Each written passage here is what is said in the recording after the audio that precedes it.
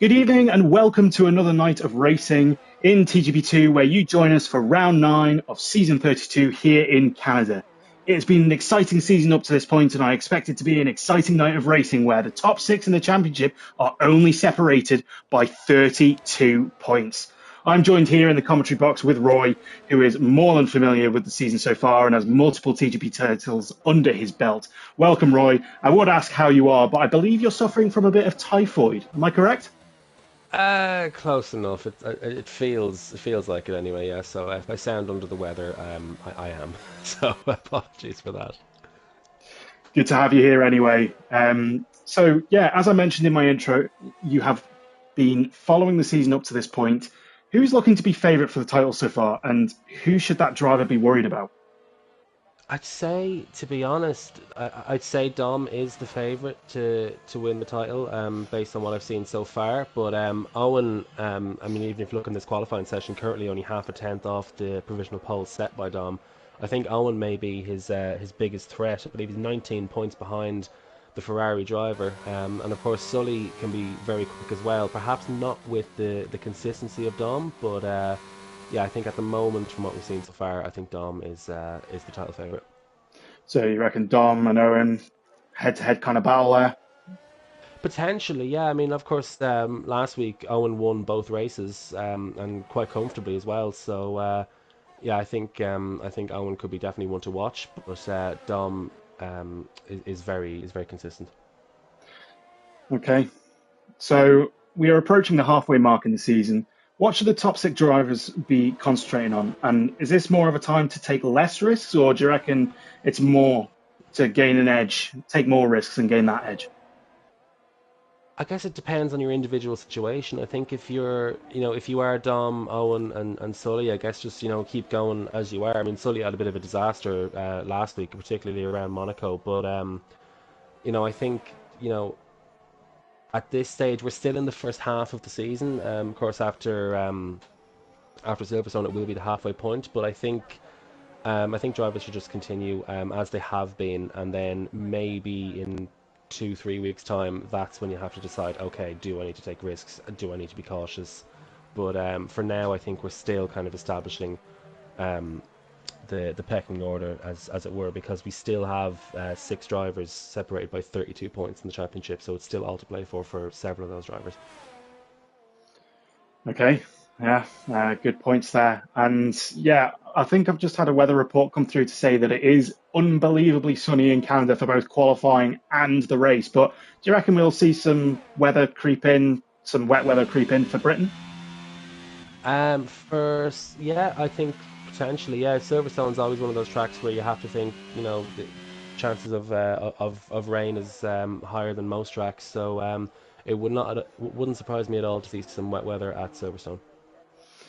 Wet weather always kind of shaking up with the order and being more of the driver's skill rather than their setup as well. So it'd be interesting to see if there is any wet weather in Britain. But let's go on board here with Mr. John 1976, who looks like he's actually going into the pits. So I'll pick up on Speed Sully on his outlap and follow him for this. Challenges around Canada. Obviously, it's almost like a hybrid street circuit, traditional circuit, but very close walls and lots of traction zones where you could get it wrong. Roy, where do you think are some of the key areas where drivers can really lose time and can really gain time as well? I think turns 3 and 4, you can definitely lose a lot and also gain a lot because the track limits of that corner are so difficult to get right, especially because turn 3 is quite blind and has that wall on the inside. You can't really see the curb. So track limit violations are quite common through there, and also the final chicane, which has always been a risk and reward scenario. There's so much you can lose, but also so much that you can gain. So I think those are probably the two that stick out to me most in terms of gaining and losing time. Interesting. So we're riding on board here with Speed Sully, and he had a very quick outlap by the looks of it there. I came up 112 on my screen. So as he's coming through, first sector, he's 3 tenths up. It's a 20.2. And here's um, a key traction zone as it comes into the DRS zone. DRS wide open, coming down this straight, gaining that extra few tenths. And he's got to make sure he hits his braking here. Nice cut of the corner there. Make sure you don't go too far on the inside as you're coming up to another key braking zone at the hairpin where time could be lost again. And he's 4 tenths up now through sector 2. So really on it with good traction out of the hairpin there, approaching that DRS zone. DRS going wide open and just running through the gears, trying to get that top speed as high as he can and concentrating on his next braking point for the tricky chicane here. Through the chicane, he looks like he's nailed that and straight to the line. DRS wide open. What's this time going to be? It's third place, 6 tenths down from Dom Smith. That dominant 1:11.2. Very closely matched by Meir Quemby there, only half a tenth in it. But yeah, do you think that we've got more to see here? Do you think there's going to be somebody else challenging for this pole, Roy? Well, I'm not sure if Sully has enough time to get back to the pits and go out again, and whether or not he wants to use a 4th set of tyres, if indeed he has done 3 runs already. So at the moment, it does look like a two-way scrap between Dom and Owen for pole position. Of course, Daniel is out of the session. John Menzies still has another run to go. He's currently 7 tenths down. So based on what we've seen so far, you think perhaps he won't be quite in the fight for pole position. But the battle for P3 looks wide open at the moment. But I think John Menzies is probably the biggest threat to Dom and Owen at the front. Yeah, indeed. As we're travelling on board with John Menzies' teammate here, Saya Sports, as he's coming through the first section, let's see what his first sector time is going to be. He's 2 tenths up at 20.2. Currently 1.58 seconds down off the lead, but I'm sure he's got plenty of time to gain there. It's coming up to the end of the second sector, these short sectors here. So an interesting one here, and seeing what the sector 2 time will be. Again, another 2 tenths up, nearly 3 tenths there. He's invalidated the lap. But he has invalidated, yeah, I've just seen that. So let's find somebody else. John Menzies' teammate on an out lap, soon to be approaching the start of the lap, getting those tyres nice and warm. Tyre warm-up on the softs isn't too much of an issue, but if you've decided to go out on hards, then I do find that the tyre warm-up can be a major issue. So coming through the chicane here, DRS wide open to start the lap, going over to the left-hand side, which is what I would do to start off my lap to get maximum top speed along that straight, ready for the start of the lap. And through the first section, nice and tidy and neat through there. Make sure you get good traction out of here because it'll gain you many, many tenths as he comes through here. Don't cut it too much, don't, and he's invalidated. He's just cut that just a little bit too tight, hasn't he, Roy? Yeah, I just saw straight away, he turned in just a tad too early and took too much curb, and the game has invalidated his lap. So he'll still have the time to finish this what's now a cool down lap, and he'll be able to go again provided he has the fuel. And you do actually have a fair amount of fuel around here because it is a pretty short lap. So John Menzies may get another run at this, and hopefully his tyres will be in good nick for another lap, and hopefully he'll be able to go again. Yeah, hopeful for him, as we're just on board with Dom Smith 93 at the moment. Purple first sector, hoping to capitalise more on that pole position so he's nice and safe out in front there, as he's just come through the DRS zone. Terrible camera angle to be on board with at the moment to see what his lap's looking like, but it seems to be nice and tidy and neat as he's coming through to finish off the second sector. What's it going to be? He's 600ths up on that sector. Not purple by the looks of things, but nice and wide out there and really maximising the track to try and gain as much time as possible. DRS flaps wide open as he's coming down the back straight, hoping to get as much top speed as he can, concentrating on that braking zone. Braking, and he's not cut that too much. It's quite good. He stays over to the right hand side. DRS wide open again. Will he improve his time? He does. It's another almost 2.5 tenths quicker. And let's see what Meir Quemby can do here. He looks like he's currently on a lap, coming up to the DRS zone. Didn't catch what his first and second sector are like. So half a tenth down. He's half a tenth down. So he's going to have to do something major in the third sector here to improve and to challenge Dom for that pole position. He hasn't invalidated through the chicane. What's this going to be now? It's pole Wow. position. Wow. So he's gained a lot of time through the third sector. And goodness, Dom must be seething with Mayor Quimby beating him by, what's that?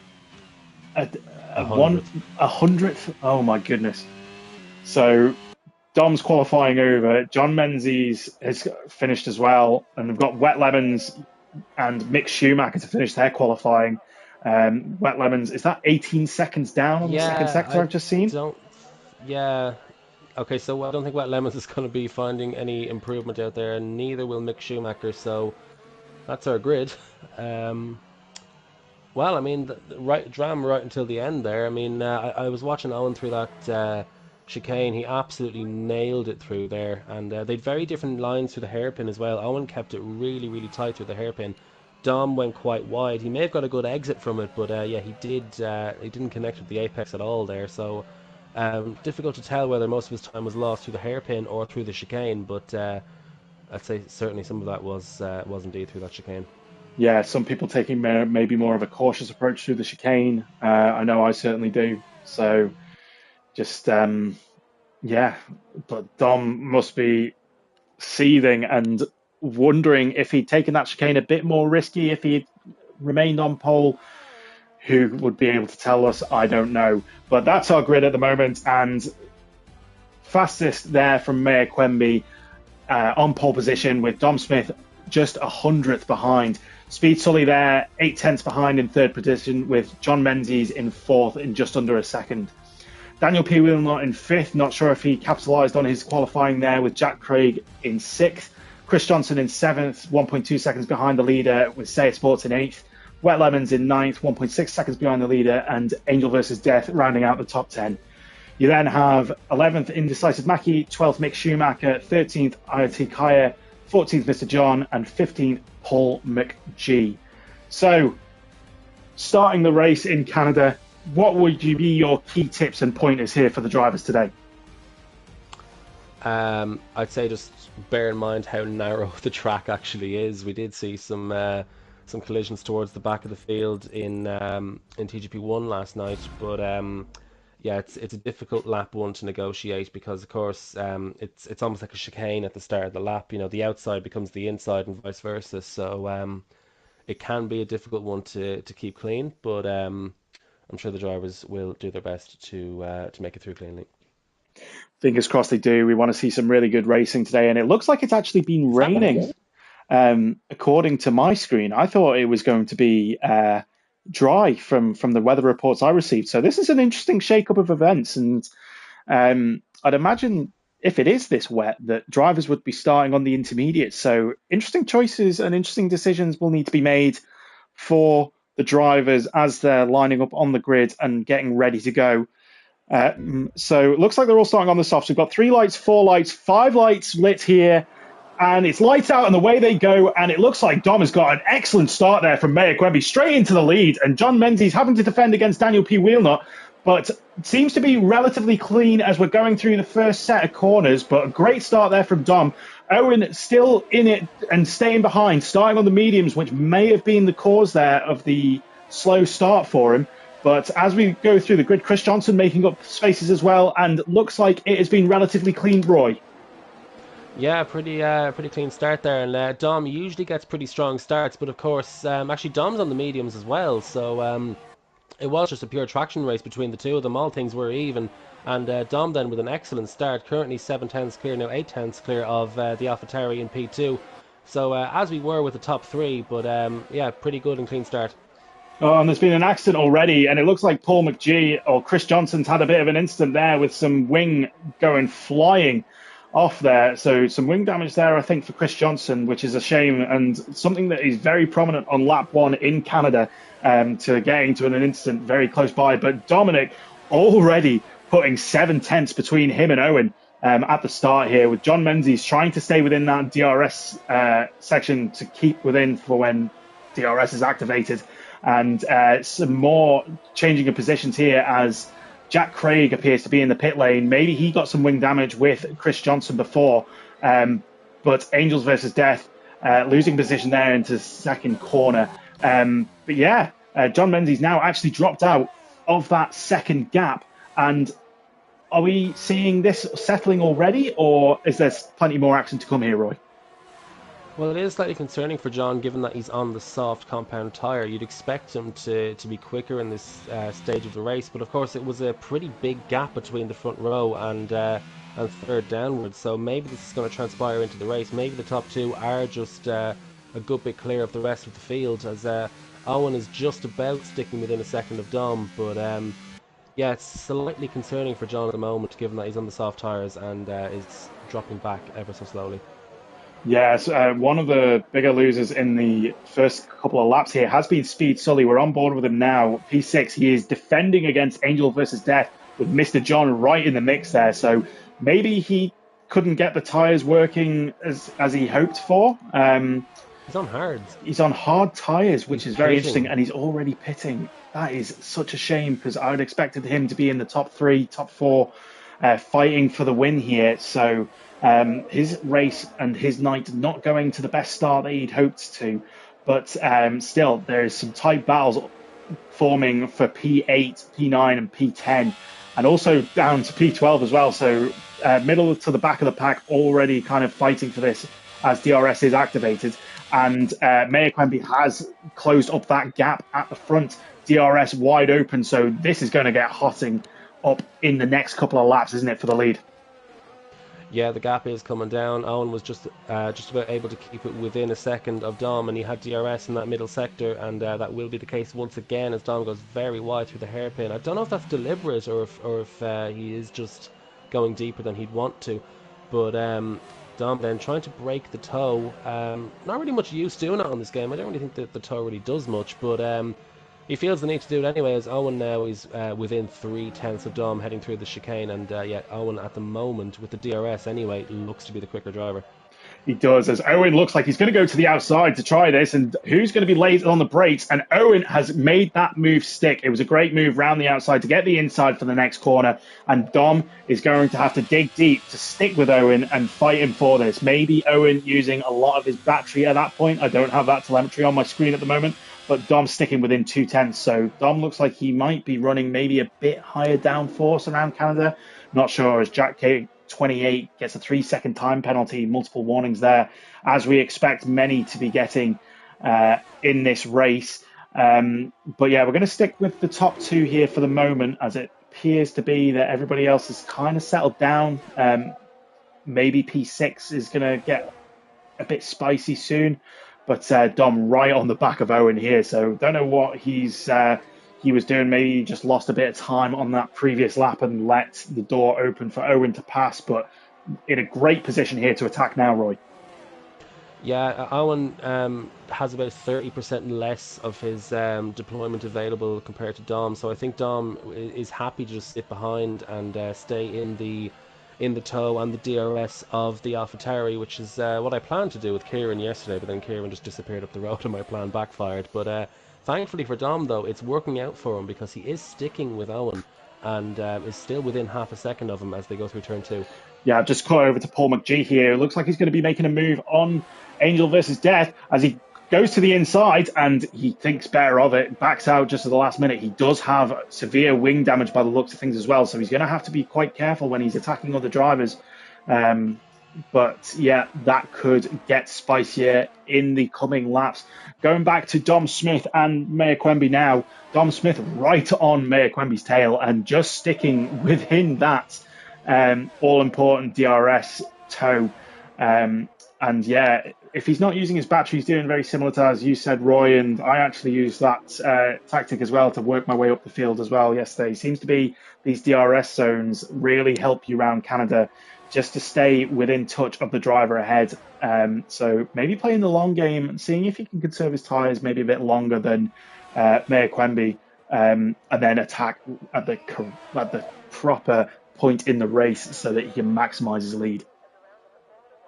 Yeah, I mean, like at the moment the gap is the same as it was in the last lap. So Dom then with more deployment available. So if anything, if Dom wanted to overtake Owen just there, I believe he could have done so if he just used more of his battery. So Dom looking very comfortable and happy with his current strategy in the race. That's good. And we did actually miss on track. Paul McGee made it past Angel versus Death. So that wing damage not interfering too much with his strategy to get ahead. And I'm just checking what the time penalties are looking like, all on 3 seconds at the moment. So we've got some well-behaved drivers here tonight in TGP2. And as we go back to the lead with Dom Smith, they're still on the back of Owen Quemby. This will be a long burn into the races. Dom goes quite deep into that there. Maybe he just missed his breaking point. Maybe he's just trying to toy with Owen there, as Owen seems to be making up the time on the straight. So maybe using a bit more deployment. Maybe it's the lack of downforce on Owen's setup. I'm not quite sure. But yeah, this is one to definitely stick with, Roy. Definitely, yeah, and once again, that line through the hairpin, Dom consistently going deep through there, and Owen taking a very tight line, and they both seem happy with what they're doing. So, and then, of course, they're both very, very close to each other in qualifying. As a McLaren comes out the pits, he will be a ghost and won't be a problem for the leaders, but bit of a distraction nonetheless. But yeah, Dom's still within half a second of Owen, so it's cat and mouse at the moment. But we still have another 11 laps to go, plus the rest of this lap. So this race is far from over. Yeah, as Owen seems to have DRS. I'm not sure where he's picked that up from. Maybe he was going past the black marker. It was a McLaren back marker. And Dom is just sticking within that 3/10 gap, and hopefully that's not hurting his tyres too much.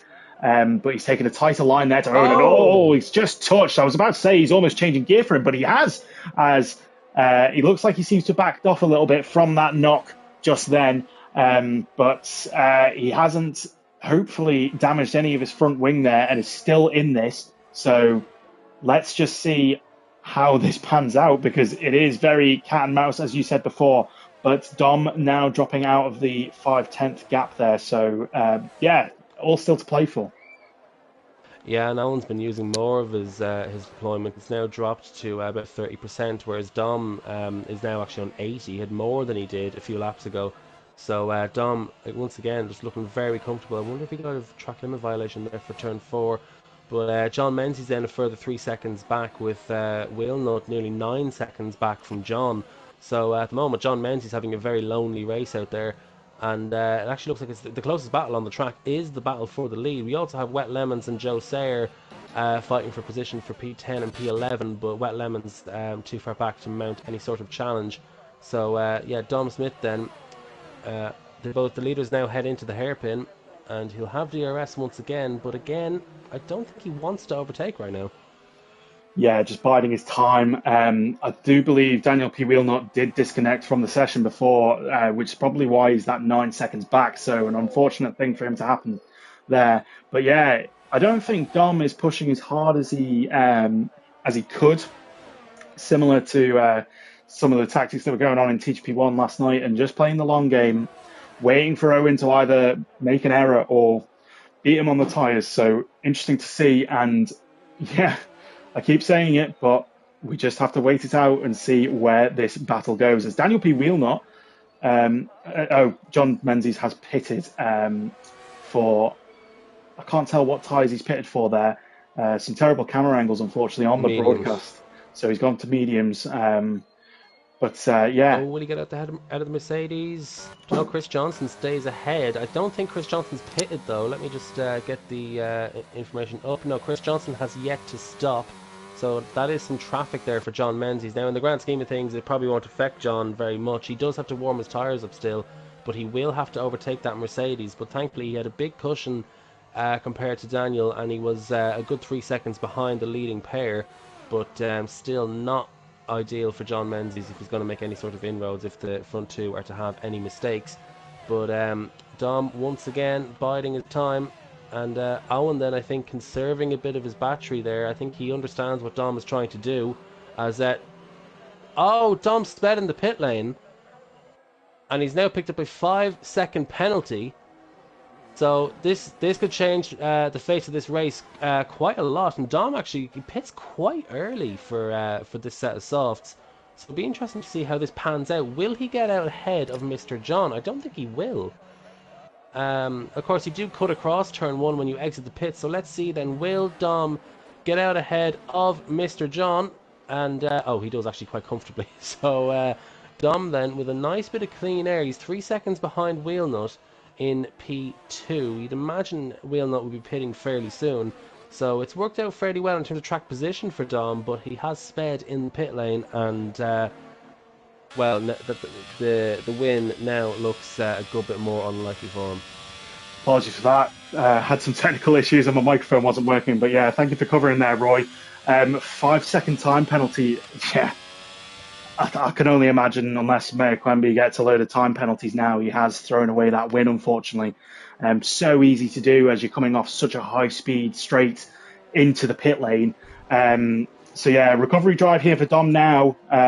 Seeing what he can do on those soft tyres to recover as we're probably coming into the pit window for a lot of the medium runners now as well. But yeah, going to come on to John Menzies here as he's okay. He was going to attack, but now Chris Johnson's dived into the pit lane. So yeah, Mayor Quemby looks to have this one in the bag if he can just keep it nice and clean. It does look like it, yeah. And Dom, I think, thanks to John Menzies encountering traffic and also with the medium tyre warm up, he's fallen further than 5 seconds behind Dom. So he is still in P2 at the moment. But Dom's going to have to really push if he wants this win. If he feels he can build a 5 second gap to Owen. And based on the race pace we've seen from the two of them so far, like it looks too similar for that to happen.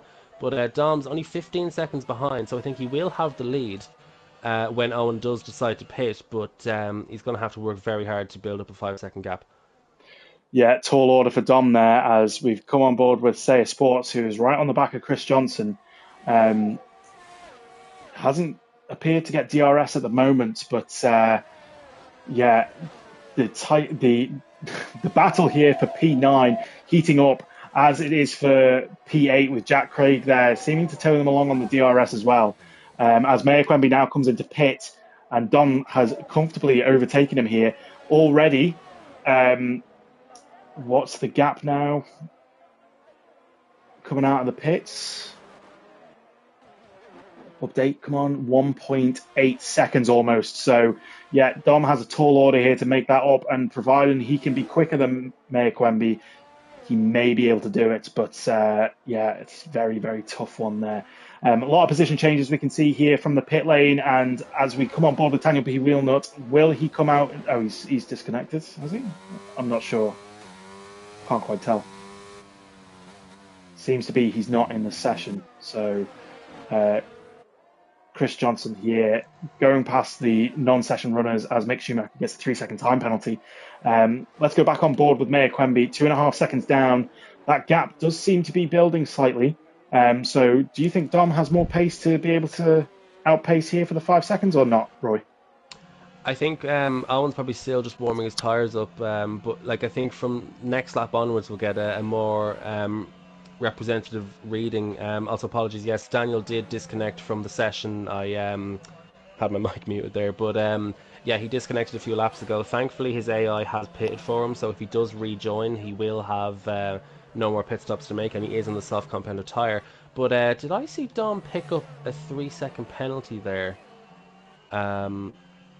for a corner? I did, yeah. Dom now has 8 seconds of penalties, which still has him in P2. So I think Dom, he knows what's up. He knows he needed to push to have any chance of winning this race. But Owen is catching up quite a lot now. So I think Dom, he's going to have to just consolidate P2 here, because getting any more penalties will run the risk of John Menzies jumping him for P2. But yeah, so unfortunately I think the battle at the front has kind of fizzled out as a result of that penalty, plus the further corner cutting penalty.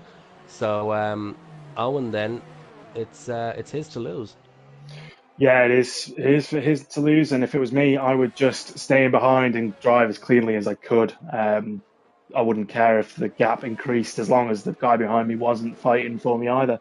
As we're just on board, Mick Schumacher going for a spin there, and a race for him to forget down in P15. Mr. John now 8 tenths behind Daniel P. Wheelnut. And I think Daniel P. Wheelnut has now reconnected to the session, Yep. and attacking Chris Johnson as well. So battle for P5 heating up here. Saya Sports still in ninth place there, maybe within the DRS, as Daniel P. Wheelnut does get past Chris Johnson now. A good move into the chicane and nice and clean. Does that open the door for Mr. John to now attack Chris Johnson, who doesn't have the DRS at the moment? We'll hopefully see in the next coming laps, as Saya Sports now on the back of Jack Craig, very, very close to Jack Craig, and 4 laps to go. Saya Sports on the hards and others on the alternate strategy. I don't think this order is set for the end of the race. Do you, Roy? No, of course, penalties will come into it. We do see a variance of the amount of penalties people have: 3 seconds, 6 seconds, 8 seconds. Paul McGee with 9. So of course, track limits are a key element of this race. As Chris Johnson, then he's sticking with Wheelnut at the moment, but of course Wheelnut did just overtake him on the previous lap, so you'd imagine Wheelnut will pull away unless Chris Johnson. Sorry to interrupt here, but Mequembe has now taken the lead on track and the fastest lap, so didn't want to stay in behind Dom Smith there, waiting for those penalties to just fizzle out. He wanted to do it on track, as I would as well. So I think that's now a sure done deal for Dom if he can't get past Mequembe. Even though the fact it was a sure done deal basically before, with 3 laps to go, as Saya Sports picks up a 3-second time penalty. But yeah, let's go back to the fight that you were talking about with Chris Johnson. Seems to be a bit of a DRS train maybe forming behind Daniel P. Wheelnut here. I'm not sure. Can you tell that, Roy? Well, Wheelnut, he's just extended it by over a second there, or 2 over a second through that chicane. So Chris Johnson there not having the best first sector. Has he just missed out on DRS? Yes, he has. So gap now sitting at 1.1 seconds. So I think Wheelnut has just about broken that gap. Mr. John, though, still on the back of Chris Johnson, but of course, Mr. John has 6 seconds of penalties, as does Jack Craig. Sarah Sports with 9, Wet Lemons with 6. So the 4th, 5th, and 6th look pretty set in stone. As Sully is having a pretty lonely race, and Wheelnut just about pulling away from Chris Johnson. But I'm sure Mr. John will still want to overtake Chris Johnson on track, and he is in the DRS, and he's getting ever closer. He is getting ever closer as he's nice and tight up to Chris Johnson. He's lost a little bit of time there through that chicane, unfortunately, so I don't think he's going to be able to attack him going into turn 1 here.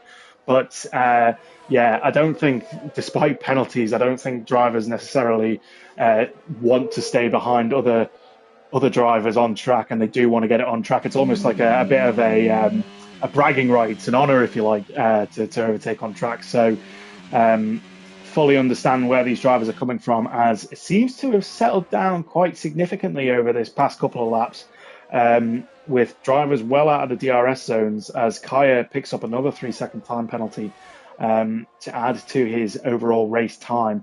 And Dom Smith has dropped now 1.7 seconds off Owen Quemby. So Owen there, driving masterclass of a race here. Didn't get the best of starts maybe off the line, but just bided his time to overtake Dom when he wanted to, and just ran his own race by the looks of things from the front. Wouldn't you agree? Yeah, it was very well played by both of them, really, until Dom made that mistake in the pit lane. And I think he was only pushing to see if he could build any sort of gap to Owen. I think that penalty probably wouldn't have happened for Dom if he didn't have that penalty to try and consolidate. But yeah, or consolidate maybe the wrong word, but you get what I mean. So John Menzies then is still too far back, because of course he has a 3-second penalty as well. So Dom only has to say 5 seconds clear of John, as Wheelnut picks up a penalty. Now that will make him vulnerable to Chris Johnson. So Wheelnut is now going to have to push quite a lot actually over the next lap and a half here, because he's only 1.4 seconds clear, and of course the 3-second penalty. So Wheelnut's going to have to get a move on, or else he'll be overtaken by Chris Johnson at the end. Yeah, so Chris Johnson there relying on his many years of being in TGP2, knowing that getting a penalty could be the difference between 1, 2, or even 3 places gained at the end of the race. So Chris Johnson relying on his reliability to not get those corner cut penalties, as is Speed Sully and Mequembe as well. So unfortunate one there for Daniel P. Wheelnut to lose out that 5th position. But yeah, if there's any advice I ever give to TGP2 drivers, it's consistency is king when it comes to this league. And yeah, we'll go on board with Meir Quamby for the final lap of the race, as he has driven better than his fellow driver in Dom Smith there, not getting any time penalties and driving consistently throughout this race, as Indecisive Mackie picks up another 3-second time penalty there, and he's coming around the hairpin, still keeping it as tidy as ever throughout this race. And yeah, I can't see there being any major changes in the order here. Meir Quamby approaching the final set of corners to take the win in Canada, to get a great start to his night, and he's having a good victory weave as he crosses the line in P1 with Dom Smith 93 crossing behind him, now 10 seconds behind him on track, with John Menzies now going to round out the top 3, as we see Paul McGee also cross the line to finish his race down in P12, go on board with Speed Sully. He's managed to recover from his lost positions at the start there to P4, so a good recovery drive from him there. Daniel P. Wheelnut will be gutted that he had that 3-second time penalty, so Chris Johnson will finish ahead of him in the order after they've crossed the line. Jack Craig and Say Sports actually having quite close battle there, coming over the line in P8 and 9, as we drop down to Wet Lemons with Indecisive Mackie there looking to be a lapped runner. So Wet Lemon's going to cross the line there to finish in hopefully P10 after all of the order. Indecisive Mackie across the line, with Angels versus Death being the last to cross the line. So good racing there, and all kind of decided through time penalties and stuff. Was Mr. John Gets Driver of the Day a staple for getting Driver of the Day there? Who would you say ran their best race in the race there, Roy? I'd have to say Owen, really. He just kept a calm head, didn't pick up any penalties at all, and yeah, withstood the pressure from Dom. I think he knew what he was doing eventually. I think he caught on fairly quickly to what he was doing, and then in the second stint, he was just able to pull away, and yeah, no penalties. I believe he got the fastest lap of the race as well, and yeah, takes another well-deserved win, and I believe that's now 3 on the bounce. 3 on the bounce. That's going to be good for his championship hopes there, as he's spraying the champagne, enjoying those 26 points that will be added to his championship tally. And Dom Smith maybe just behind a smiling face there, wondering if that 5-second time penalty will hurt his championship hopes. So let's run through the order here. So Meir Quamby taking fastest lap of the race and first position as well, with Dom Smith in second and John Menzies in third there. Speed Sully and Chris Johnson there, fourth and fifth, being some of the 2 only runners not to get penalties throughout that race, with Daniel P. Wheelnut in sixth. Don't know why it's not coming up on my screen there. Mr. John in seventh, with Jack Craig in eighth, Say Sports in ninth, and Wet Lemons 98 rounding out the top 10. Angel versus Death in 11th, Paul McGee 92 in 12th, IoT Kaya in 13th, Mick Schumacher in 14th, and Indecisive Mackie rounding out your order in Canada. So as we now look to go to Britain for the second round of the night, what do you expect there? Do you expect there to be more fights between Dom Smith and Meir Quamby there, Roy? Or do you expect Daniel P. Wheelnut, maybe Speed Sully, to get in the mix as well?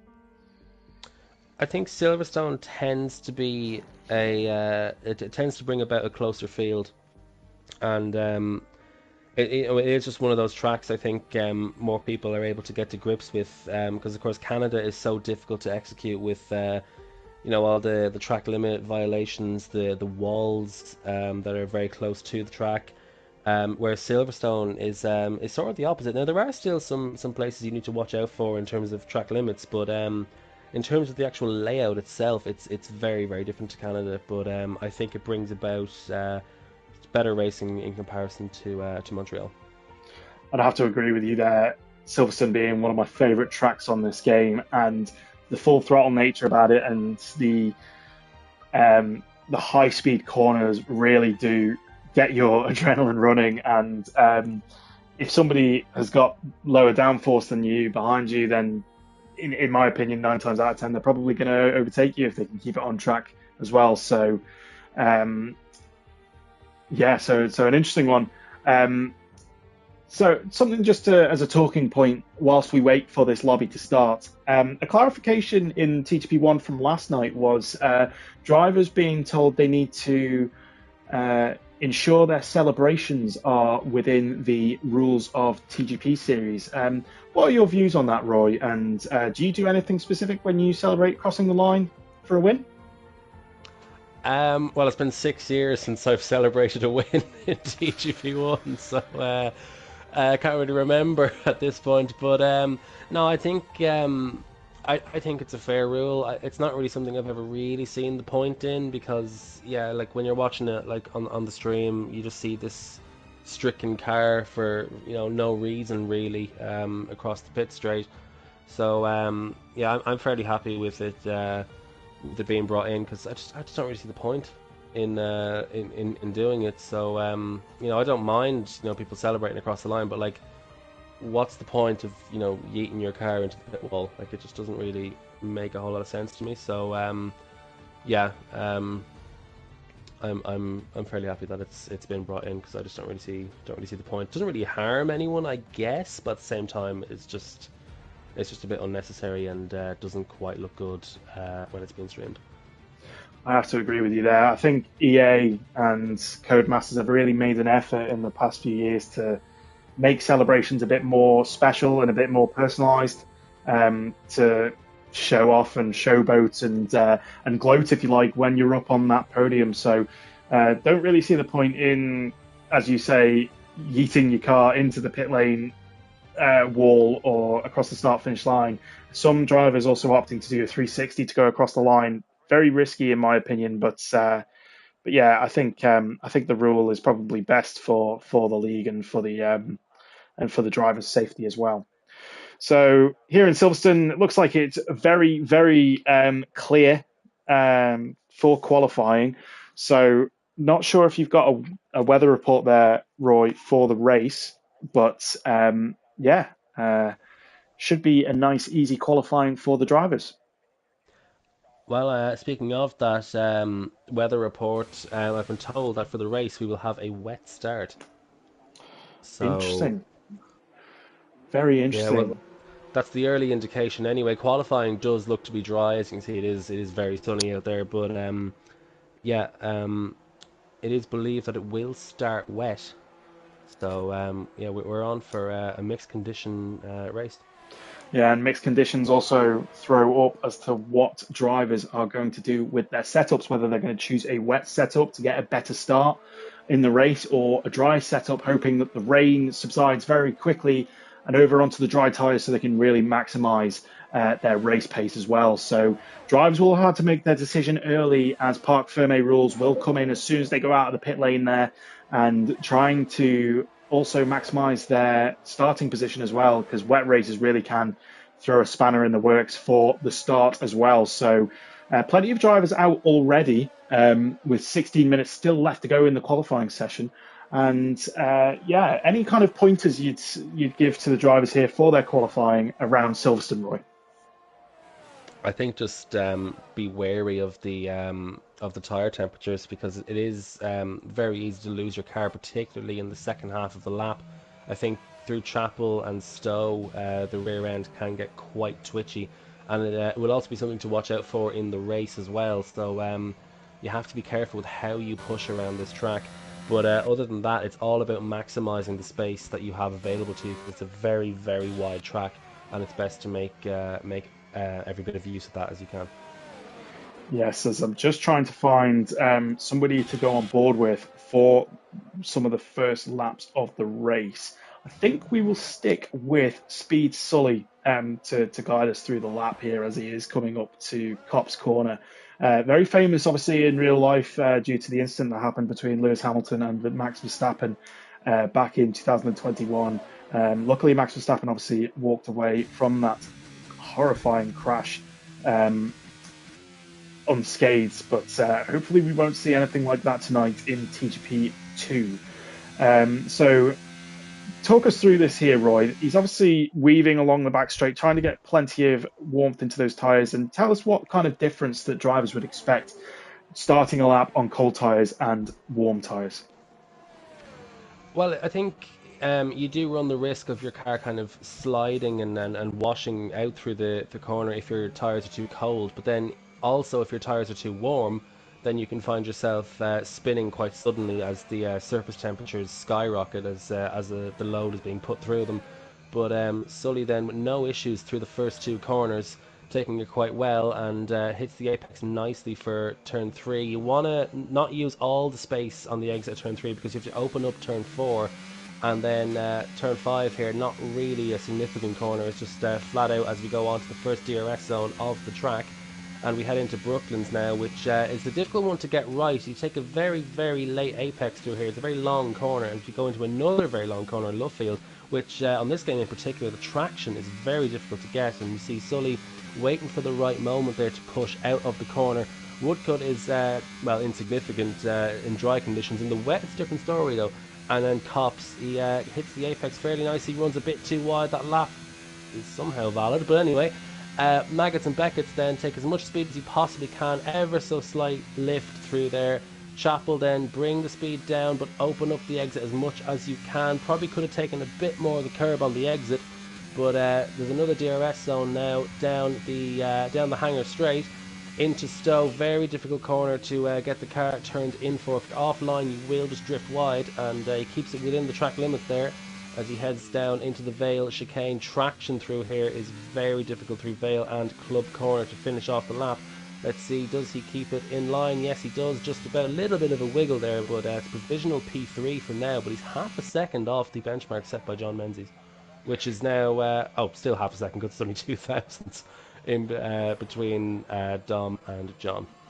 Yes, as I did see that Speed Sully got a purple sector 2 through that, so maybe he's running a little bit more downforce than some of the other drivers, as that really does help you through Maggots and Beckett's corner, especially as there tends to be a lot of understeer that comes in through the last several sections of Beckett's as well. So yeah, interesting to see what drivers are going to do from a setup point of view, as Dom Smith puts the fastest lap in there, 2 thousandths of a second quicker than John Menzies. That must be millimeters of a different line to be able to do that. So Dom setting the early pace here in the race, in the qualifying, sorry, yeah, a very tight top 5. Only 5 tenths in it. And do you expect to see this in terms of the qualifying, or do you expect there to see more gaps kind of forming as drivers start to put in their faster laps? I would expect this to be fairly tight. It tends to be one of the tighter qualifying sessions of the season, but it is also a difficult track to get a valid lap in and to get something representative. But I think in the early stages of this lap, people are just trying to get a banker, or early stages of the session, people are just trying to get a banker lap in. And I think that's what the likes of Sully and Wheelnut have been doing. I would expect more pace from them as the session progresses. But interesting thing, Mayor Quenby yet to set a valid lap, and he's coming into the pits after invalidating his latest run. Paul McGee also with no lap in there. So we still have some quick drivers yet to set some laps here.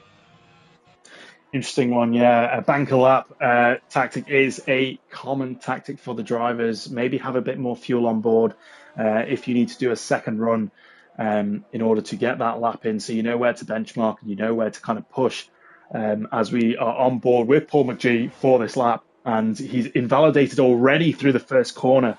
So, and he's just spun it as well for good measure.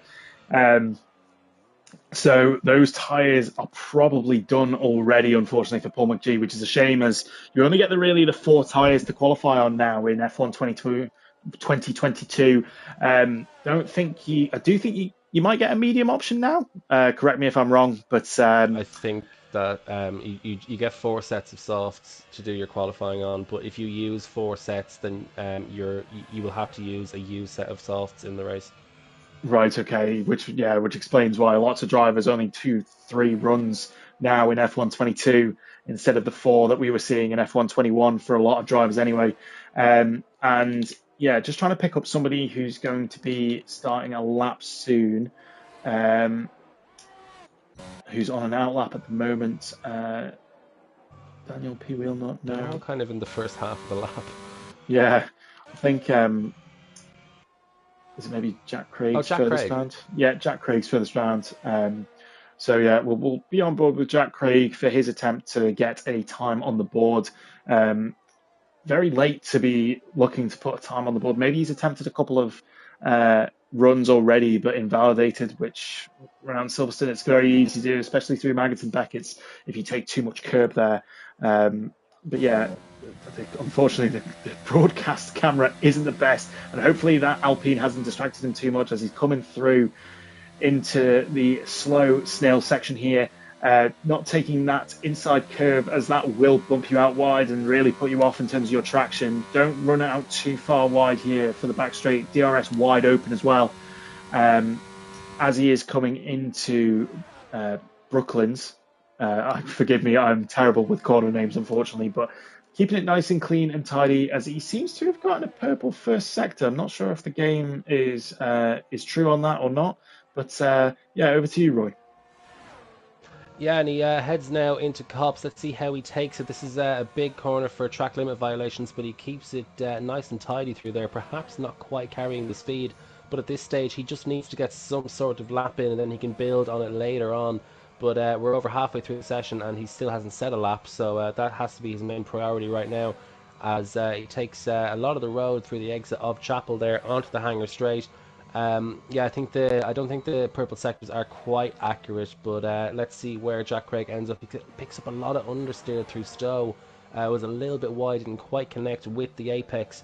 Now the Vale chicane compromised the left-hander to open up the exit, open up club corner. There's a bit of a bump through there for some reason. Takes a very tight line, and it's, okay, maybe those sectors were accurate then, because it is provisional pole by 0.2 of a second. So well, here's me saying he just needs to get a banker lap in. He could have taken more speed, but he's taken more speed around the whole lap than anyone else so far. So Jack Craig then looking pretty good. Yeah, really delivering there as we go on board with John Menzies. It looks like his teammate is giving him a tow along the Hangar Straight just to try and get some more top speed there to add to his time. And he's coming up to the final section, coming up to Club Corner now. Let's see if that tow has given him an advantage. Comes across the line. Yes, it has. It's 3.5 tenths quicker than Jack Craig's attempt there. So John Menzies using a bit of tactics there in qualifying. Not something I expected to see around here, as it tends to be Monza that we tend to see the tow really coming into effect. But yeah, would you use the tow with your teammate round here? As Mayo Quemby also goes into second place, just a tenth under John Menzies. So yeah, would you use the tow around here, Roy?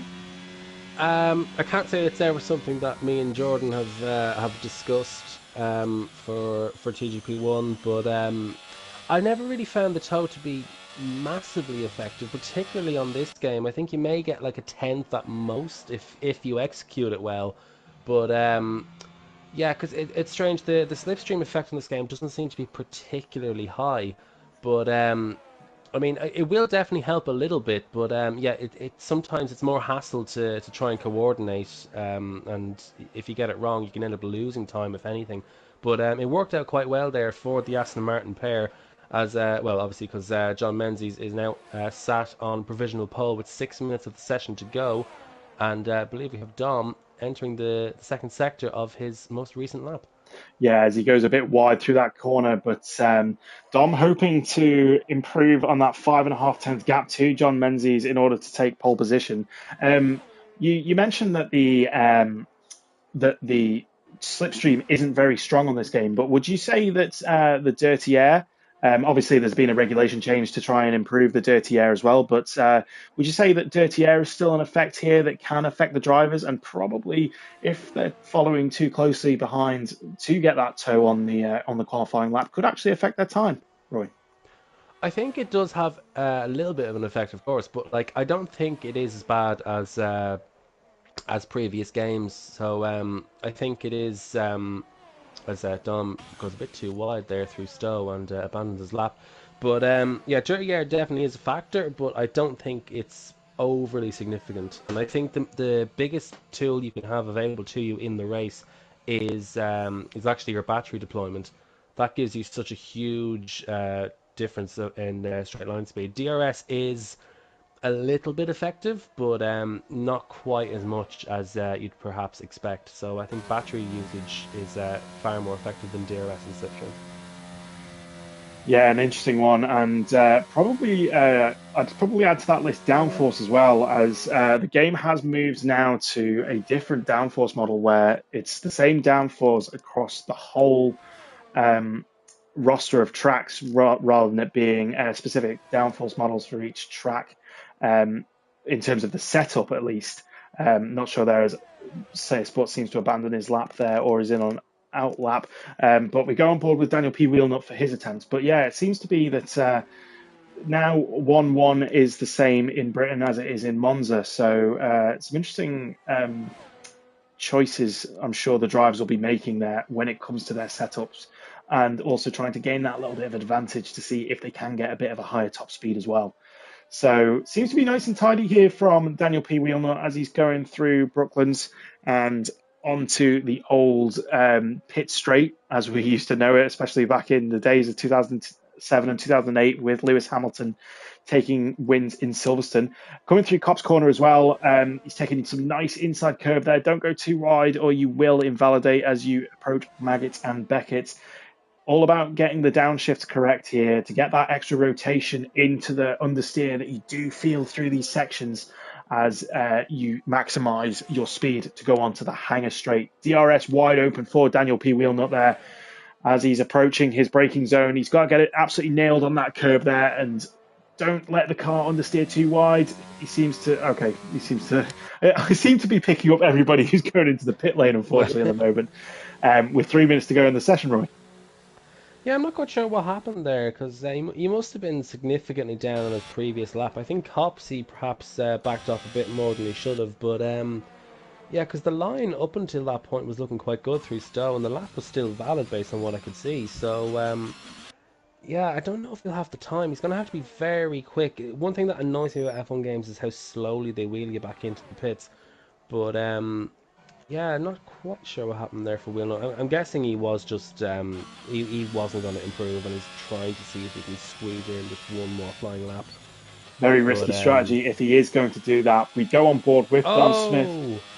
Mackie is on for a crash. Actually, just a spin. He's somehow avoided the wall, but his tyres will be cooked and he'll be better off just going back into the pits. But he continues on anyway. Not quite sure why. Oh, he's trying to make up his mind as to what he's doing. He's trying to get out of people's way, but indecisive Mackie then, that's his qualifying done. Okay, as we go back on board with Dom Smith 93, hoping to improve and get a clean lap in order to challenge for that pole position, as he's got plenty of traffic on the left-hand side there. Not sure what's going on, but we'll stick on board with Dom Smith 93. Hopefully it's not distracted him too much, as it says a purple first sector on my track map here. Hopefully that is showing correctly as he is coming onto the old international pit straight, coming through. And talk us through this second sector and third sector, please, Roy. So let's see how he approaches Copse and goes very far to the left on the entry, using a lot of that entry curve, which is good to see. And it looked like a pretty decent amount of speed carried through Copse and Maggotts and Beckett. Maybe a bit too much through there. He's compromised that left-hander just a little bit. But it's fairly nice on the exit. And let's see his time. He's nearly half a second up on his previous time. So Dom's looking pretty good to jump up a good few positions here. And through Stowe he goes, hits the apex quite nicely. The back end wanted to step out just a little bit there, but it's kept it under control, kept within track limits. And let's see how he negotiates the chicane here. And maybe just a little bit too much speed carried through there. Didn't quite turn in the way he wanted to do. But Dom Smith crosses the line, finds a huge amount of time nonetheless, and is on provisional pole by nearly 0.4 of a second over John Menzies. But the other drivers still on laps. Yeah, as we go on to John Menzies' attempt here, looking nicely going through nicely as he sets a purple second sector. Neil, there was some traffic there that I thought he might have rear-ended at one point, but he managed to avoid it. And somebody spun in front of him that hopefully isn't going to distract him too much as he comes into the chicane here, and he seems to be nailing it still, so concentration still not being distracted too much as he comes across the line. What's it going to be? Doesn't seem to have improved. Yeah, doesn't seem to have improved. But Quemby's on a lap. Yeah, over to Mayor Quemby, he's gone quite wide, so I don't know if he's going to improve on that one, but we'll stick with him as he goes through Maggots and Beckett here, taking Maggots beautifully, if I have to say so myself, and a bit of understeer as he's coming on to the Hangar Straight, unfortunately, but DRS wide open, going through the gears and picking his braking point at the curb on the left-hand side. Well turned in, understeer still, unfortunately, so he must be running a bit less downforce for his race setup. Braking here, nice and tight through that corner, nice and tight through there as well, not getting onto the sausage curb. What's it going to be as he crosses the line? Second place, 10th behind Dom Smith. How interesting. 2 minutes, so I think the session has now finished, so John Menzies going for a second attempt maybe. But he has invalidated that one, unfortunately. Chris Johnson now finished his qualifying with Speed Sully coming into the pits. Daniel P. Wilnut on an attempt here, coming along the Hangar Straight. Let's see what he can do. Don't know what his previous sector times were. He's 2 tenths up apparently, but that's not really going to find him a whole lot of places unless he messed up his previous final sector on his previous runs. But let's see then what the McLaren driver can do. I think he would be disappointed if he were to qualify only 8th or 9th. But let's see then, the McLaren driver didn't quite use all the road on the exit there, but Wilnut crosses the line and it's P7 for Daniel, and maybe be slightly disappointed with that given his previous form, but it's far from a disaster.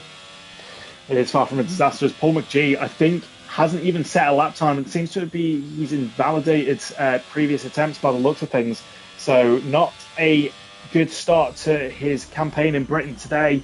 Starting in P16, unfortunately, but that's qualifying over. It's Dom Smith on pole position with Mayor Quemby in second place, only a tenth behind, so very close between them again, as we saw in Canada. John Menzies in third position, 3 tenths back from Dom's time as well. Chris Johnson 5 tenths back in fourth position with Speed Sully 6 tenths back as well.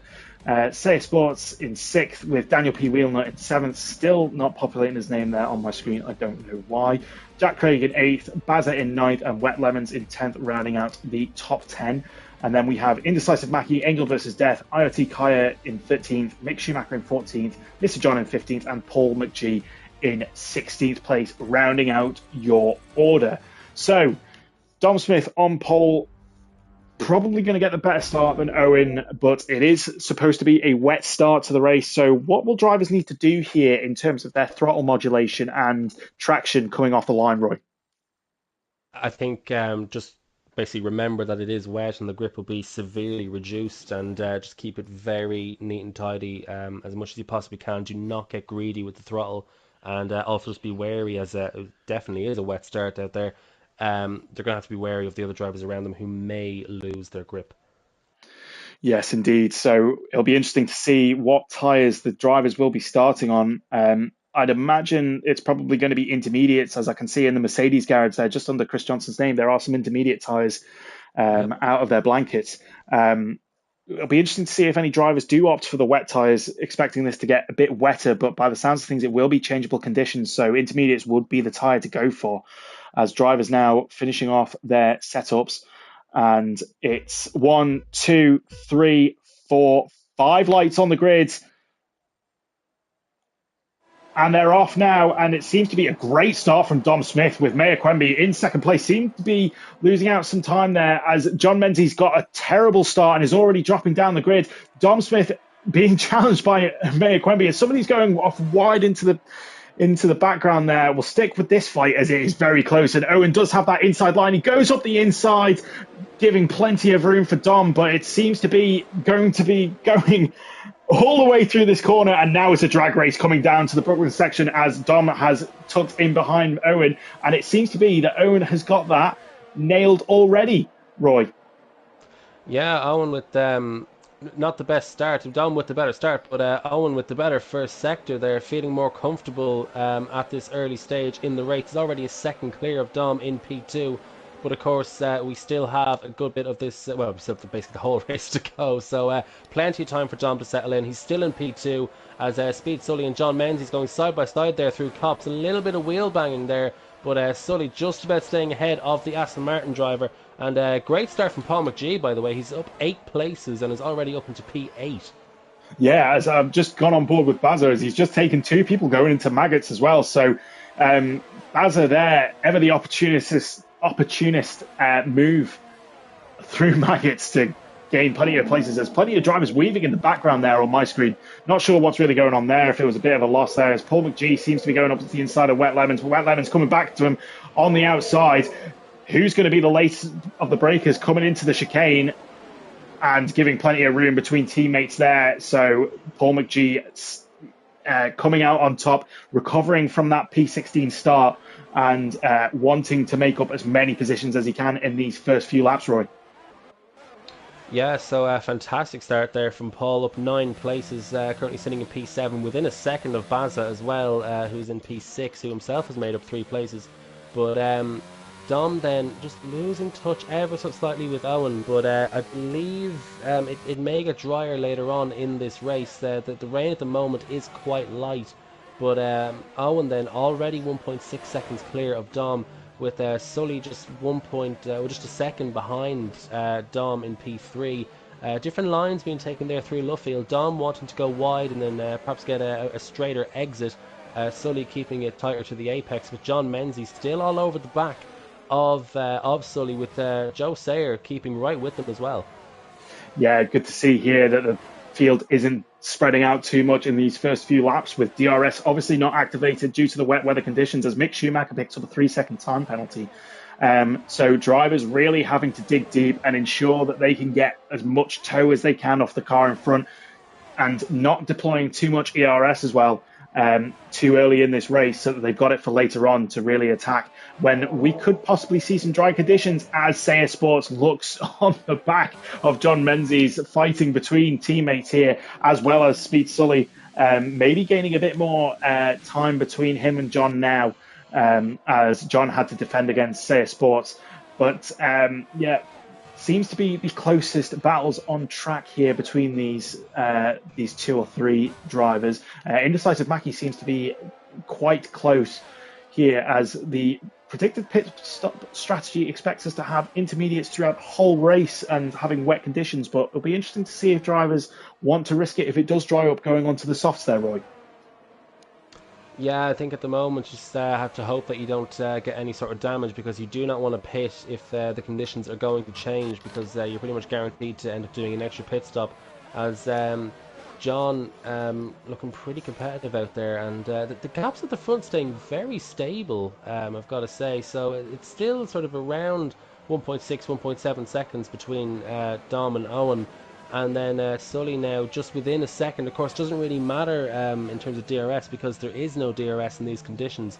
But John and Joe staying right with each other as well, as actually I think Joe had a bit of a moment there heading through Copse. But Bazza having a pretty lonely race, with Paul McGee now actually dropping off the back of the Mercedes driver. I don't know if he's made a mistake or if he's just lacking pace.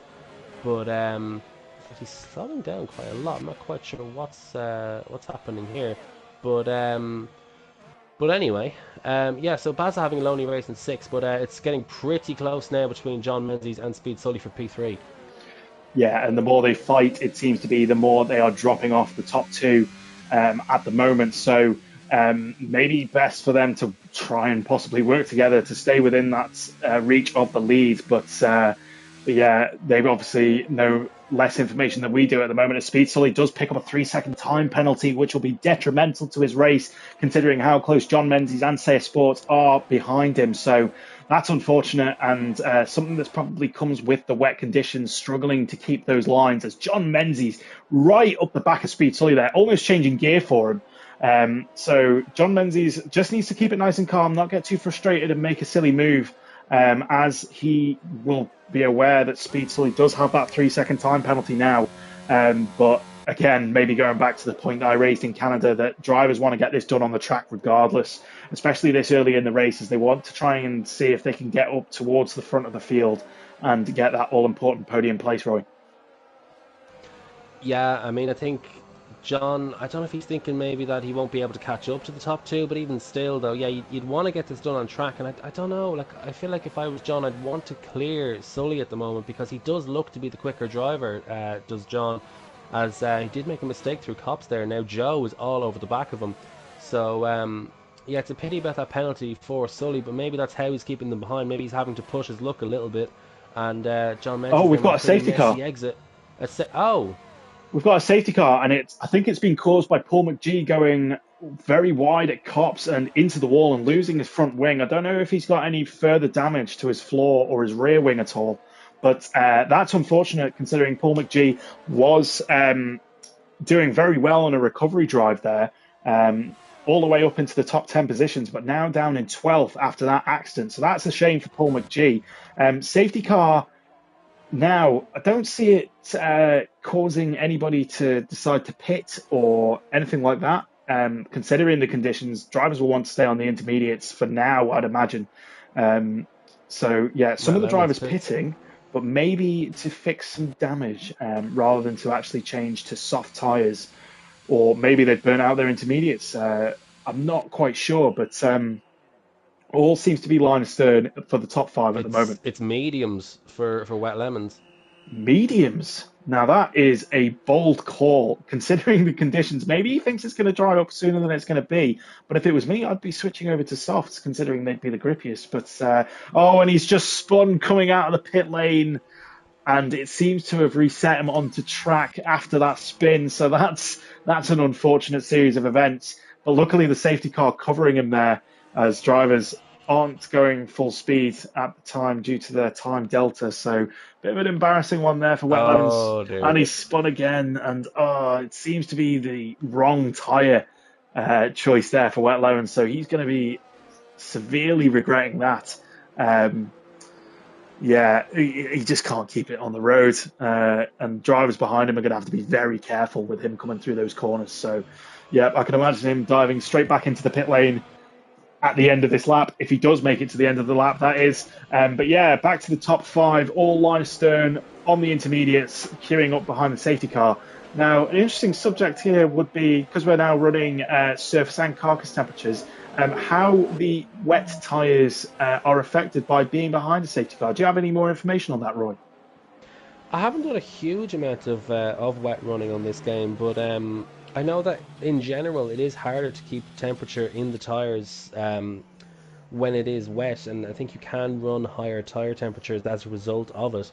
But yeah, the safety car restart could be pretty tricky around here on these intermediates. And speaking of tire temperatures, actually, that's another thing I didn't think of. Wet Lemons, his tires must be freezing right now, but I can see the logic behind what he's doing, and I suppose he wasn't really risking too much considering he is just doing this for tonight, I believe. Anyway, he's not in any sort of title battle anyway, so I can see why Wet Lemons wanted to take that risk, but he's staying out there. He wants to continue taking that risk. Kaya comes into the pits. I wonder if he's going to take inspiration from And Wet Daniel Lemons. P. Wheelnut, sorry to interrupt, has actually just put the mediums on, so he thinks the risk is worth it. And he must be getting some kind of weather report from Jeff, his engineer, saying that it could be drying up relatively soon. Or maybe he's just lost so many positions that he just thinks, what the hell? Let's put caution to the wind and see if this works out for me. He seems to be keeping it on the road much better than Wet Lemons was at the time, as he has come out in front of him from the pit lane. But yeah, he's going to be suffering probably from freezing cold tyres as well as Wet Lemons wanting to overtake Daniel P. Wheelnut, but obviously not allowed to under the safety car. So interesting things going on here that I didn't expect. Don't know why drivers didn't go to the soft tyres, considering as Paul McGee overtakes Daniel P. Wheelnut. Don't Yeah, understand he overtook Wet Lemons as well. why. Hence the 5 second penalty. I think he's just getting impatient, but I mean that's not really anyone else's problem. So Yeah, as that now Um, increases to 10-second penalties for ignoring yellow yes. flags. So something that will probably be investigated by the stewards after the race, as that is a big no-no in any kind of racing to ignore yellow flags. The safety Oh car is in this lap. no! Wet Lemons has spun just as he caught back up to the train. I think, to be honest, he'll probably catch back up to them now that they're all backing off down the straight. But I suppose it's one way to get temperature into your tires. But yeah, it still looks too wet. Rain is still falling. I think it's just a tiny bit too early. But then again, Wheelnut has been able to keep on the track, um, and that's with the cold tires on the outlap. So we'll have to see that. I mean, these two will definitely drop off. As we get racing again, actually. And speaking of the racing again, when does Owen decide to go? I think he's still not pinned the throttle down just yet. And he goes again. We go racing once again. And Owen then with a pretty clean restart. Dom within a second, so not too bad. But yeah, it's as we were at the start. Yeah, as Seiya Sports seems to be capitalising here. He goes down the inside, thinks better of it on his teammate John Menzies, as I get a terrible camera angle again from the broadcast for that specific shot, unfortunately. But John Menzies also on the attack for Speed Sully as well. And these three, and John Menzies is going round the outside. Now it's a drag race down to the Luffield section of the circuit. 3 wide going into this corner. What's going to happen? Seiya Sports backs out of it as John Menzies is squeezing on Speed Sully and seems to have got the move done for now. As Seiya Sports is also capitalising on that, going up the inside. And Speed Sully is left out to dry, but seems to be using a lot more battery to get ahead again. But an exciting part of the race there so far as they come through the Cops corner, all in line. But this battle is not over as Seiya Sports still looking to take Speed Sully coming through the Maggots and Beckett section as he's coming through here. Seems to have backed off a little now, but 3 wide, I thought that was going to be a plane crash at one point if they had all stuck in that. What do you think, Roy? Yeah, I mean, it's always a nervy sight when you see cars going 3 wide. As Seiya Sports still trying to get past Sully, tries to go up the inside at Stowe, but there's just not enough grip on the track to be able to do that. But he's trying to go up the inside now of the Vale chicane. Can he stay ahead of the Alpine? He gives the Alpine plenty of room as Sully tries to stay on the inside there, but Joe Sayer then up into P4. He's past the Alpine, and Sayer Sports now can set after his teammate in P3. Can Joe Sayer get a podium in this race? That was a great move by Seiya Sports, giving plenty of room, as you said, which we like to see in TGP. And yeah, John Menzies is only 1.5 seconds off Dom Smith now, who seems to be 1.2 seconds behind Meir Quemby. So 1.2 seconds, the gap. Keeping that nice buffer as Wet Lemons gets a 5-second time penalty for speeding into the pit lane. Seems to be changing those tyres by the looks of things after his spin under the safety car yet again. And yeah, Speed Sully still not out of this. Still only half a second behind Seiya Sports. 6/10 now. So don't count him out to be bringing the battle to Seiya Sports at this point in the race. We've got Mr. John right on the back of Bazza 86 coming up to Cops. He's going to stay behind for now, but that will probably get quite spicy in the next couple of corners as he is nearly trying to push him up the track. So yeah, maybe having a better wet setup at this point in the race compared to Bazza. Maybe Bazza made a mistake. I didn't quite catch that on the stream, but coming along the hanger straight now, seems to have dropped off a little, so maybe lost a little bit of time there. But let's go back to Dom Smith now, only 6/10 behind Meir Quemby. So Meir Quemby must have made a mistake there, or Dom Smith has decided to put the hammer down, try and catch up. Not sure what happened there, if you caught that up, Roy. No, they seem very similar on deployment as Dom sets a new fastest lap of the race. He did lose about 3/10 through the club corner there, but yeah, it's very difficult to overtake in the wet because, as we were saying before, slipstream isn't particularly effective. They're similar on battery levels. In fact, the exact same on their deployment levels. And once again, like we saw in Canada, they're pulling away from John Menzies in P3. Who himself now has a near 3-second gap to Joe behind. Still has Sully to worry about just behind him. They both have a penalty each. And they actually need to be careful of Baza and Mr. John and Jack Craig. Actually, maybe not Jack Craig because he's a penalty, but Baza and Mr. John could also be joining this fight for P4. Yeah, as we go on board with Mr. John, still nice and close, and probably one of the closer battles. As Speed Sully's actually getting quite close to Seiya Sports at the moment. So this battle is definitely not over at this point in the race, with 5 laps to go. Excuse my maths there.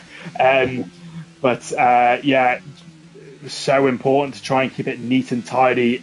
Keep that back end in check as you're going through here in the wet, especially as plenty of deployment by the looks of things on my screen there for Speed Sully to be able to attack Seiya Sports when the time is right for him.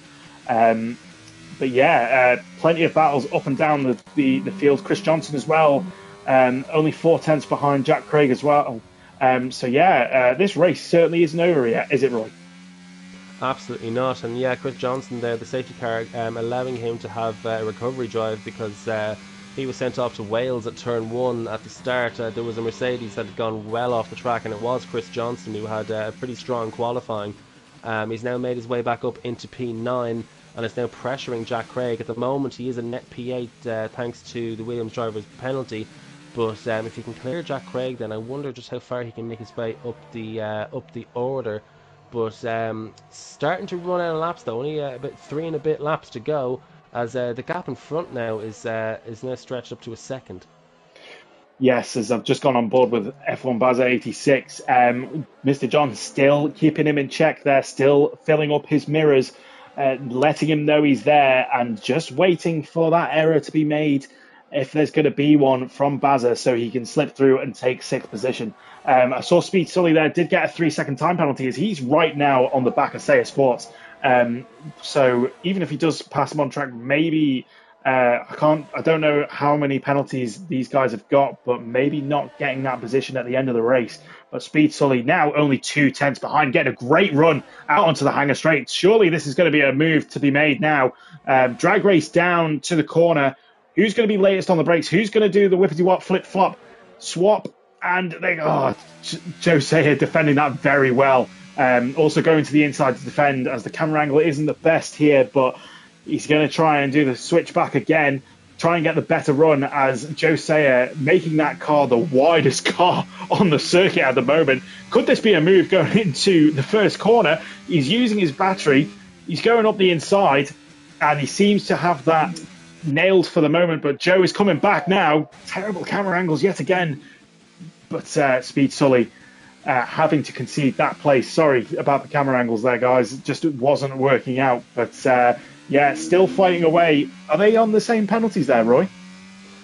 Sully has 6 seconds, Joe has 3, so Sully will have to overtake Joe and pull away by 3 seconds, but it was a fantastic battle there between the two of them. And side by side through so many corners, some of which you would not expect drivers to be side by side through in dry conditions, let alone when it's wet. But yeah, the gap in front now is just half a second between Dom and Owen, but Owen has a good bit more deployment than Dom, so I think Dom's been using his deployment to get up close to Owen, and still just 4 tenths of a second now between the two drivers. And I wonder now, is Dom now in some sort of groove? Is he feeling more comfortable in the car? And by the way, speaking of the drivers who went on onto slicks, I think Kaya has gone for a spin. He's on softs, and I don't think it's worked for Wheel Nut and Wet Lemons either. But it could be still on for the fight for victory here. As actually John Menzies, I think John Menzies has actually joined onto the back of this fight here. It's now a 3-car battle for the win. John Menzies just half a second off Dom for P2. Yeah, so it seems to be that Owen may have burnt out his tyres a bit earlier than the other 2 runners in this race for the podium positions. So I'm not going to look away from this for the moment, as it seems to be hotting up. Chris Johnson is just 5 tenths off Mr. John at the moment. So Mr. John seeming to have dropped off Baza, but yeah, let's stick with this. Gaps seem to be increasing as they go along the straight, so maybe using a bit of deployment, maybe running a bit less downforce, but yeah, I can't see, even on lap 12, this race setting in this order for the moment, Roy? Yeah, John Menzies. I think he's definitely got the least to lose in comparison to the top two. And John Menzies, he can afford to get a penalty because he's already P3. So if he gets a 3-second penalty, he'll go from P3 to P3. So he's falling further back in the championship. Of course, he did still have that podium, but Owen and Dom looking very formidable right now. So John Menzies, he's free to push really. So I think he's got the least to lose and will be the most aggressive in the next lap in the sector. Yeah, so don't look away now, guys. This could change in any order as John Menzies is getting closer to Dom than Dom is getting closer than Dom is to Owen Quemby as they do approach and start the final lap of the race. John Menzies right on the back of Dom now. He'll probably be using his deployment that he does have a bit left of to try and close up that gap and, as you say, make that last-ditch attempt to get second place as the back marker. Slightly getting in the way there, unfortunately, so hopefully that hasn't put off any of the drivers too much as they're going through here. John Menzies taking a much different line to Dom, trying to get that better traction to go out onto the straight here, but not seeming to work out as he'd hoped, but still sticking with Dom, as Owen just seems to be increasing that gap ever so slightly, going through and just doing his best. And John going nice and wide out on the left-hand side there to try and cut back right on the back of Dom now. But Dom seemed to be pulling away, possibly using some battery there.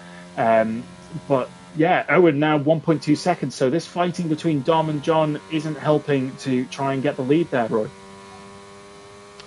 Yeah, I mean, I'm surprised John didn't use his deployment on the exit of Luffield there, because it felt like he could have got right up close to Dom there. Dom did use a little bit, perhaps unnecessarily, but we're on the final lap then, and Owen has checked out in front. He had way more deployment at his disposal, and will actually finish with some excess, as Dom and John have pretty much depleted their battery, and barring any disasters, I think this race will finish as we currently are. Yeah, so we're going on board with Mayor Quemby, driven a fantastic race in the wet there to come across and make it 2 wins for the night in position there. And Dom Smith over the line with John Menzies straight behind. And then as we're on board with Sayer Sports to take 4th position. I don't know how the penalties are going to work out here. Speed Sully in 5th with Bazza coming across the line in 6th place. Chris Johnson in 7th. Will he gain a position here from Bazza? No, he doesn't. Jack Craig now coming across the line in P9. A little bit of a weave there to be happy with those points as we go on board with Angel versus Death to finish out the top 10. Mick Schumacher a further 21 seconds down. But P11, he'll get points there. So I'm sure he'll be happy compared to his race that it was in Canada. With Indecisive Mackie only 1.2 seconds behind, but it looks like he's disconnected. Wet Lemons, that medium tyre strategy just didn't pay off. It seems he's gone to the intermediates now to finish the race to make sure he does get it across the line with Daniel P. Wheelnut as well, possibly looking to have disconnected too. And Kaya, soft tyres not working out at all. 1 minute 49 behind the rest of the runners, unfortunately. And he's just gone for a spin. Oh, just to cement a bad Britain race for him, unfortunately. So, yeah, I don't quite understand why the drivers maybe thought that this was going to be a good idea to switch to the dry tyres for the race. But yeah, I just think he's just trying to get that across the line now, unfortunately. Do you think sometimes that the weather reports from the engineers maybe putting the drivers off a bit and making some risks that they shouldn't be taking, Roy? Yeah, sometimes I feel like they should change the name of the accuracy from approximate to wrong, because clearly there was some sort of reasoning behind the drivers switching to slick tires. I think the indication was that it was going to dry up, but it just didn't really do that. I think the rain actually the rain's still falling, so yeah, it's nowhere near slicks. So it's backfired massively for those who went onto those tires. But we've seen it work out fantastically in the past, as Mr. John does pick up driver of the day. But yeah, it has worked out in the past, but it'll only work out if the conditions allow for it. And today it just wasn't to be. As we see Owen now celebrating a fourth win on the bounce. 4 wins on the bounce. It was a dominant drive. Again, with Dom, in fairness, competing for the win as well, but Owen really showing a tour de force tonight, taking wins in both Canada and in Britain, especially in Britain in changeable conditions. And this will, I'm sure, blow the championship wide open, with Dom probably not coming out in the lead after this now, Roy. I'll just have a quick look. So Owen was 19 points back, so I think Dom will still have the lead in the championship. They both took a fastest lap each, so the gap will come down by 14 points. So Dom will just be 5 points clear of Owen in this championship, with Sully falling further behind. So Dom then retains his championship lead, but now it's very tight between himself and Owen, and I think Dom will be looking to get back to winning ways in the coming weeks.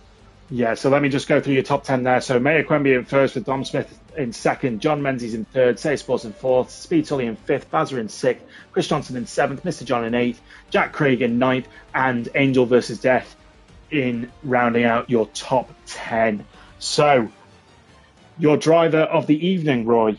I personally would give it to Owen for showing such a strong performance in both races, keeping Dom at bay in that second position and capitalising on those extra points and the fastest lap in Canada as well. What's your opinion? I'd have to say Owen as well, because he's got the most points. He showed that whether it's a street track, whether it's wet or dry, he's looking to be the driver to beat at the moment. And I think both himself and Dom are doing a great, putting together some great bids for a TGP1 promotion. Let's just say that. Yes, it seems to be some strong performances there. Will give the drivers an opportunity to get into the higher TGP1 league if they so wish to for the next season. But yeah, great racing tonight. Changeable conditions as well, making it nice and exciting, and everything we expect from a TGP2 race happening there as well. So thank you for watching rounds 9 and 10 of season 32 TGP2, and join us next week in Austria and France for rounds 11 and 12, which I'm sure will put up some exciting and great battles. And don't forget, this championship has been blown wide open yet again from dominant force of Owen taking both wins and fastest lap points this evening. So yeah, thank you, Roy, for co-commentating with me tonight. You've been a pleasure to be working with again. And yeah, any final words before we end the stream? Thank you very much. It's been a pleasure to be here, and yeah, I think you just summed it up very well. I think we should be in for some pretty exciting racing next week when we get back to it. Thank you, and join us next week, next Wednesday, for rounds 11 and 12, sorry, as described before. But yeah, thank you for watching, and good evening.